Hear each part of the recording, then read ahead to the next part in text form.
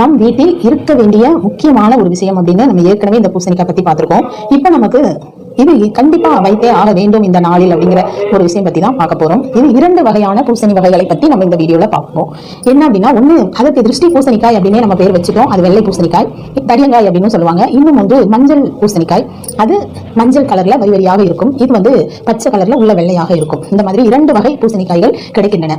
இது இரண்டுமே நம் வீட்டில் கண்டிப்பாக இருக்க வேண்டிய முக்கிய ஒரு அம்சம். நீங்க அதை கண்டிப்பா தெரிஞ்சுக்கணும் இந்த விஷயம் பத்தி. அதாவது வடகிழக்கு பகுதியில் இந்த வெள்ளை பூசணிக்காய் கண்டிப்பாக இருக்க வேண்டும். அது நீங்க வடகிழக்கு பகுதியில் அது எந்த இடத்துல நீங்க வைத்தாலும் சரி, கண்டிப்பாக ஒரு முழு பூசணிக்காய் நீங்க வைக்க வேண்டும். நீங்க அடுத்து தென் மேற்கு திசை, அதில் இந்த மஞ்சள் பூசணிக்காய் கண்டிப்பாக வைக்க வேண்டும். இது இரண்டும் இந்த 2 திசைகளில் இருப்பதினால் உங்கள் வீட்டிற்கு அது என்ன சொல்ல வேண்டும் அப்படின்னு வார்த்தைகள் தெரியாத சக்திகள் கிடைக்கும். உங்களுக்கு ஒரு முறை நீங்கள் வைத்து பாருங்கள். அப்புறம் நீங்க மாதம் மாதம் அதனை நீங்கள் செய்ய தவறவே மாட்டீங்க.